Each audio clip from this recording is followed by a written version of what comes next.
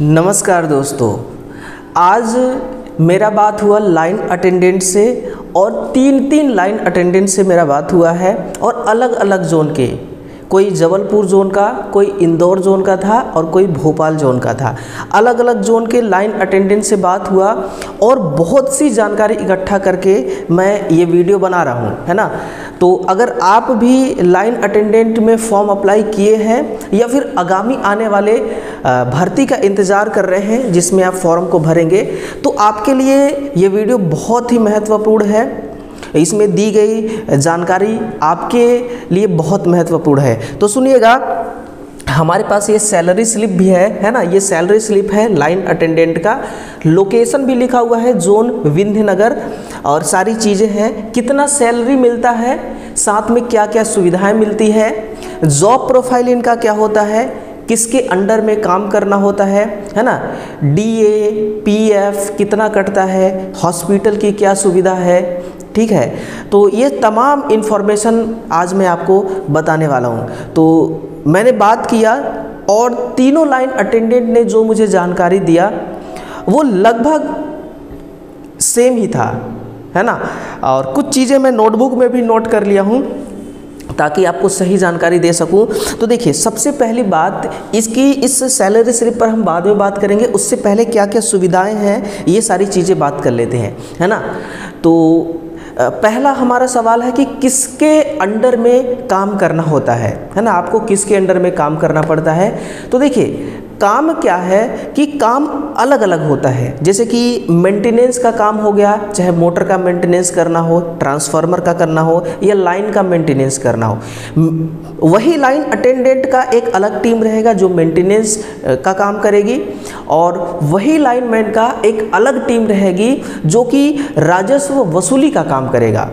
राजस्व वसूली का मतलब हो गया आपका कि बिजली का बिल पहुंचाना, बिल वसूल करना, है ना, ग्रामीण क्षेत्र का, शहरी क्षेत्र वाले शहरी क्षेत्र का, और जो औद्योगिक होते हैं, प्लांट होते हैं छोटे छोटे, उनका। तो इनका काम ये भी है कि वसूली करना। इनका अलग टीम रहता है लाइन अटेंडेंट का, और वही लाइन अटेंडेंट का एक अलग टीम मेंटेनेंस का रहेगा। वही लाइन अटेंडेंट का एक अलग टीम सब स्टेशन में ऑपरेटर का रहेगा। तो अलग अलग इनका काम होता है, अलग अलग टीम में ये बट करके काम करते हैं। तो ये किसके टीम में काम करते हैं, इनका हेड कौन होता है। तो देखिए सर, इनका जो हेड होते हैं वो होते हैं JEE, जूनियर इंजीनियर या असिस्टेंट इंजीनियर। असिस्टेंट इंजीनियर छोटा पद होता है ना। असिस्टेंट का मतलब होता है सहायक, ठीक है। इंजीनियर जो होते हैं वो बड़े पद के होते हैं, है ना। तो सबसे बड़ा इंजीनियर, फिर असिस्टेंट इंजीनियर। तो इन्हीं के साथ रह के, है ना, आपको काम करना पड़ता है, इनके अंडर में आपको काम करना पड़ता है। तो बात आ गई कि काम कितने घंटे की होती है। आपकी ड्यूटी टाइमिंग को भाई आपका ड्यूटी टाइमिंग कितना है ये पता होना चाहिए। तो ड्यूटी तो 8 घंटे की ही होती है, आपकी सिर्फ 8 घंटे की ड्यूटी होती है। और इतना इसमें काम करने वाले वर्कर होते हैं कि आपको 8 घंटा भी मेहनत नहीं करना होता है ना। 4 से 5 घंटे का आप डेली काम करते हैं, 4 से 5 घंटे का डेली काम आपका रहता है, ठीक है ना। लेकिन जो राजस्व वसूली करते हैं, कभी कभी उनको टारगेट दे दिया जाता है कि भाई इतना वसूली करके लाना ही है, तो फिर आपको टारगेट के अकॉर्डिंग फिर काम करना पड़ता है, ठीक है ना। लेकिन काम 8 घंटे का ही होता है। आपने देखा होगा कि एक गाड़ी सड़क पे खूब चलती है विद्युत विभाग की, बिजली विभाग की, है ना, जिसमें MPEB लिखा होता है। उनका काम शिफ्ट में होता है ना। उनका काम शिफ्ट में होगा, लेकिन जो लाइन अटेंडेंट है उनका काम शिफ्ट में नहीं होता है, जनरल में होता है। 8 घंटे की ड्यूटी है और लगभग आपको 4 से 5 घंटे की ड्यूटी करना पड़ता है, ठीक है ना। इसके बाद देखिए, जैसे कि आप ना एक लाइन अटेंडेंट के साथ में एक ठेकेदार वाला बंदा साथ में रहता है। कई बार सवाल आता है कि सर हमें पोल पर चढ़ करके काम करना होगा। तो नहीं सर, पोल पर आप नहीं चढ़ेंगे। एक ठेकेदारी तरीके से, है ना, एक कॉन्ट्रेक्चुअल बेस पर एक बंदे को हायर किया जाता है जो हेल्प करता है लाइन अटेंडेंट का। लाइन अटेंडेंट उसको काम बताएगा कि ऐसा करना है, ऐसे काम करना है, इतना करना है। और पोल पर लाइन अटेंडेंट नहीं, पोल पर वही चलता है जिसको हम सहायक भी कह सकते हैं, आपका असिस्टेंट, आपका हेल्पर कह सकते हैं। हेल्पर चढ़ता है, हेल्पर काम करेगा, और हेल्पर भी एक्सपीरियंस होता है। ऐसा नहीं कि वो कुछ नहीं आता उसको, वो भी एक्सपीरियंस बंदा होता है ना। तो एक लाइन अटेंडेंट के साथ में एक हेल्पर फ्री। अगर काम ज़्यादा है तो फिर हेल्पर ज़्यादा चाहिए, तो ज़्यादा भी हेल्पर आ जाते हैं, लेकिन आपको बहुत ही जिम्मेदारी से काम कराना पड़ता है वहाँ पर, है ना। चलिए बाकी बात मैं करूँ कि सुविधाएं, क्या क्या सुविधाएं मिलती है ना, फैसिलिटी क्या मिलता है, रहने की फैसिलिटी क्या है। तो रहने वाली फैसिलिटी आपकी है, रूम तो मिलता है ना। रूम जिससे मैंने बात किया उन्होंने कहा कि रूम सर मिलता है हमें, लेकिन रूम हमें दूर मिला हुआ है, 25 से 30 किलोमीटर दूर मिला हुआ है, तो वो उस रूम को नहीं लेते हैं, है ना। अगर आप चाहें तो रूम ले सकते हैं, नहीं चाहे तो नहीं भी ले सकते हैं। अगर लेंगे रूम तो आपको HRA नहीं मिलेगा, अलाउंस अगर नहीं लेंगे तो आपको HRA मिलेगा, है ना। तो 25 से 30 किलोमीटर दूर उनको रूम मिला हुआ था, तो वो रूम को एक्सेप्ट नहीं किए, अपना खुद का पर्सनल रूम अपने हिसाब से लिए हुए हैं। और आने जाने का 200 रुपया, कितना, 200 रुपया पर मंथ के हिसाब से आपको पेट्रोल का खर्च मिलता है। चाहे आप वसूली करने चले जाइए उसी 200 पेट्रोल खर्च में, या फिर आप अपने रूम से लेकर के अपने ऑफिस तक ड्यूटी करने में लगा दीजिए, यानी कि 200 रुपये पर मंथ के हिसाब से आपको पेट्रोल का खर्च मिलेगा, ठीक है ना। तो किराया भी, रूम भी आपको मिलता है, मर्जी आपकी, पेट्रोल का खर्चा मिलता है 200 रुपये, ठीक है ना। आने जाने की सुविधा, और अलग से आने जाने की कोई सुविधा नहीं है। ऐसा कोई नहीं है कि बस चलती है, बस से आपको आना जाना है, ऐसा कुछ भी नहीं है। आपको अपना बाइक होना चाहिए, आप वहाँ से आएंगे, है ना। और दूसरी बात कि सर हॉस्पिटल का क्या रोल है, तो हॉस्पिटल में पहली बात तो एक ESI कटता है, और ESI सिर्फ गवर्नमेंट जॉब में नहीं, प्राइवेट जॉब में भी ESI कटते हैं, आपको पता होगा। तो ESI इनका भी कटता है, 180 रुपये पर मंथ के हिसाब से ESI कटता है। और हॉस्पिटल में भी आप दवाई करा सकते हैं, सुविधा मिलती है आपको ये, आप अपने फैमिली का नाम उसमें ऐड कराना होता है, और आपके परिवार में जितने लोग हैं उन सभी को मुफ्त वहाँ पर इलाज मिलता है ना। ये सुविधा है। कहते हैं ना सरकारी नौकरी का एक अपना अलग ही भौकाल होता है, तो ये भौकाल है वहाँ पर, ठीक है। ESI 180 रुपये। और बात रही कि DA कितना मिलता है, तो स्टेट गवर्नमेंट की जो नौकरी होती है उसका DA का परसेंटेज अलग है, और सेंट्रल गवर्नमेंट वाली जो जॉब होती है उसका परसेंटेज अलग है। डियरनेस अलाउंस जिसको कहते हैं, ठीक है ना, महंगाई भत्ता, ये अभी हमारे मध्य प्रदेश में स्टेट गवर्नमेंट की नौकरी में 46% है, वर्तमान में 46% है, और जो सेंट्रल गवर्नमेंट वाली होती है ना, ISRO DRDO, उनमें 50% प्लस चल रही है ना। अभी देखिए 54 के करीब था, हो सकता है। साल में 2 बार बढ़ता है DA, साल में 2 बार बढ़ती है ना, 6-6 महीना में ये बढ़ती है।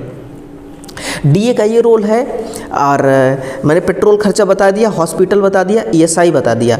बिजली, कई बार सवाल मुझसे पूछा गया है कि सर जो बिजली है क्या छूट मिलती है लाइन अटेंडेंट को, फिर नहीं मिलती। देखिए सर, छूट तो नहीं मिलती है, 100% छूट नहीं मिलती है, 50% छूट मिलती है ना। अगर आप एक महीने में 500 यूनिट बिजली खर्च कर रहे हैं, है ना, तो आपको वहाँ पर 250 यूनिट का छूट मिलेगा। 500 यूनिट अगर आप खपत कर रहे हैं तो 250 यूनिट आपको छूट मिलेगा, बाकी 250 यूनिट का आपको पेमेंट करना पड़ेगा ना। तो 50% है, और ये सही भी बात है। अगर ज़्यादा छूट कर दिया जाए तो उसका मिसयूज भी होने लग जाएगा। तो 50% छूट आपको बिजली में भी मिलती है। और तकरीबन, है ना, उन्होंने बताया लाइन अटेंडेंट ने कि भाई 2.5 रुपये, है ना, 2.5 रुपये, 2.25 रुपये के हिसाब से जो बिजली हमें मिलती है, जो कंपनी से हमें बिजली मिलती है, वो कंपनी 2.5 से 2.25 रुपये पर यूनिट के हिसाब से बिजली वो खरीदती है, और हमें भाई 1 रुपये 1.5 रुपये के मुनाफा के साथ ही बिजली वो बेचेगी।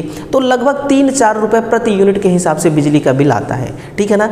बहुत खुफिया जानकारी आपको बता रहा हूँ, बहुत महत्वपूर्ण जानकारी आपको बता रहा हूँ, है ना। इसीलिए मैंने लिख लिया है अपने नोटबुक में कि कोई भी इंफॉर्मेशन मिस ना होने पाए, ठीक है। ये बात रही।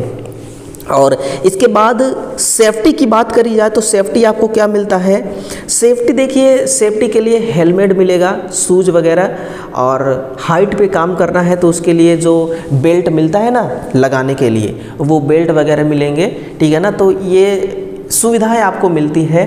तो किस किस पर हमने बात किया है, किसके अंडर में काम करना होता है, इस पर बात कर लिया, है ना। किसके अंडर में काम करना है, इस पर बात कर लिया। क्या काम करना होता है, इस पे बात कर लिया, ठीक है।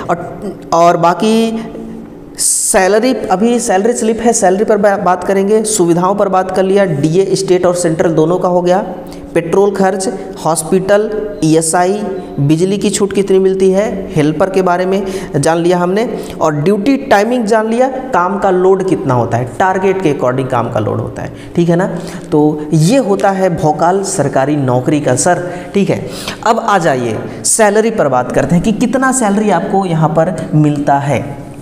देखिए ये है लाइन अटेंडेंट, ठीक है ना, और इनकी ज्वाइनिंग कब है, 7 जून 2018 को इनकी ज्वाइनिंग हुई थी, यानी कि 5-7 साल हो गए, 5-6 साल हो गए इनको।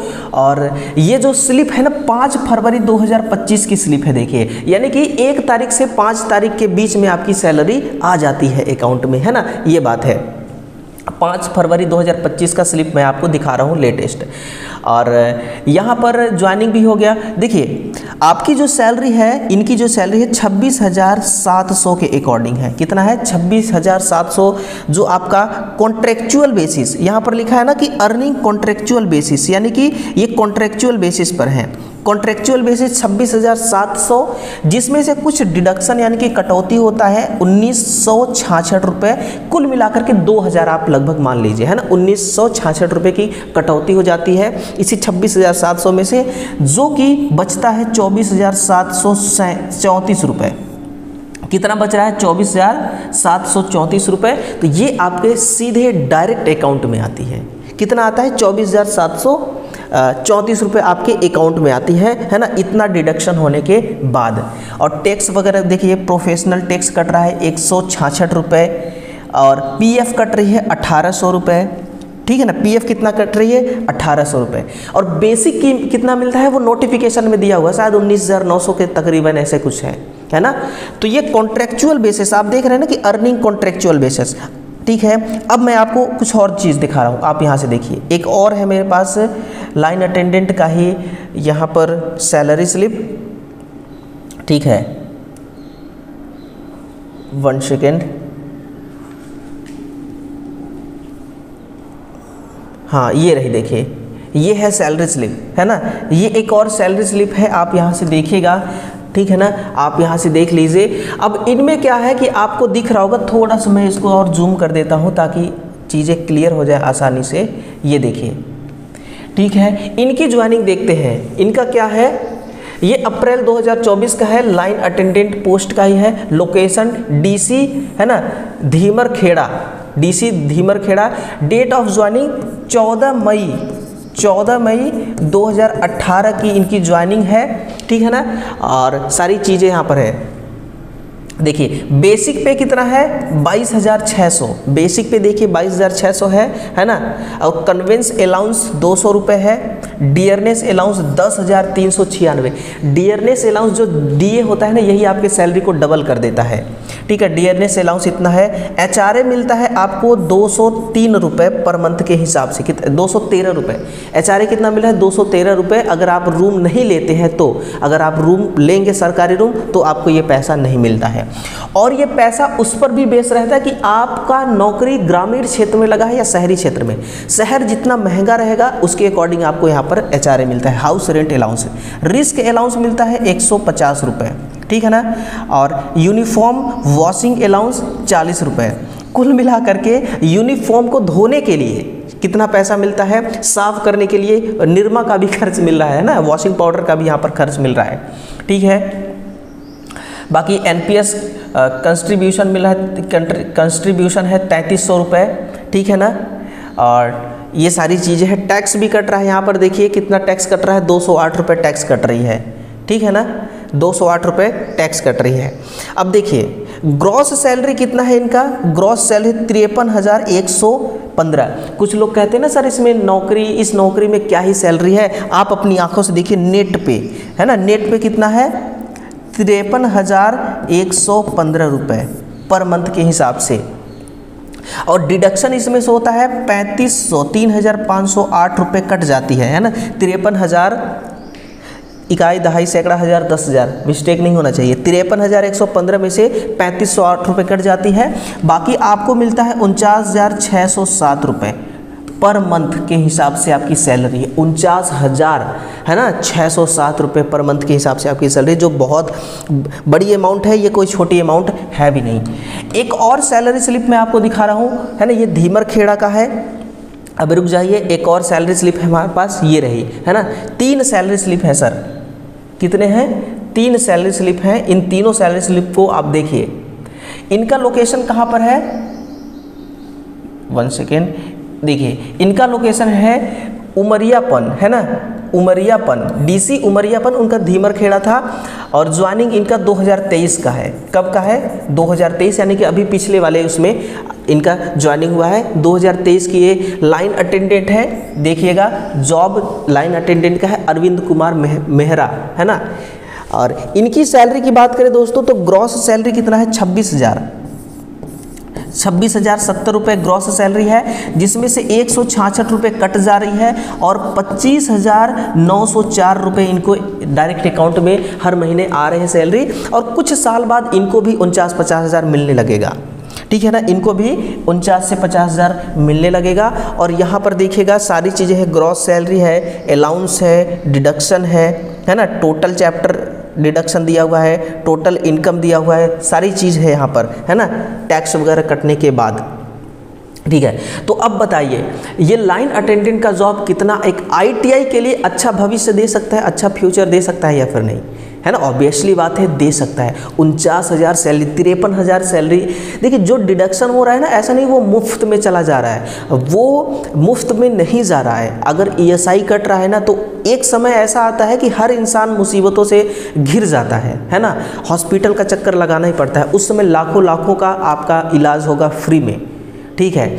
और दूसरी बात कि अगर पीएफ कट रही है तो पीएफ तो एक भविष्य निधि है ना, भविष्य को सिक्योर करता है, वो भविष्य में आने वाली मुसीबतों के साथ खड़ा होने के लिए उसको डिडक्शन की जाती है ना। अगर मान लीजिए कि आपका उम्र 60 साल का हो गया, ठीक है, और आपको मान लीजिए 40-50 लाख रुपए की ज़रूरत पड़ गई, तो फिर पीएफ आपका अमाउंट उतना इकट्ठा हुआ रहेगा जो आप उतना बड़ा अमाउंट के साथ उतना बड़ा काम कर सकते हैं एक साथ में ही, ठीक है ना। तो ये जो डिडक्शन होता है ये कहीं ना कहीं रिटर्न लौट करके आता है और उससे ज़्यादा लौट कर आता है, डबल लौट कर आता है, ठीक है ना। तो ये एक महत्वपूर्ण जानकारी थी। ये वीडियो कैसा लगा ज़रूर बताइएगा, और अगर अच्छा लगा तो सेशन को एक लाइक कीजिएगा और अदर विद्यार्थियों तक इसको पहुंचाइए, तो ताकि वो भी थोड़ा मोटिवेट हो और लाइन अटेंडेंट की जो ये नौकरी है इस पर थोड़ा सा मेहनत करें और जॉब को हासिल करें, ठीक है। धन्यवाद।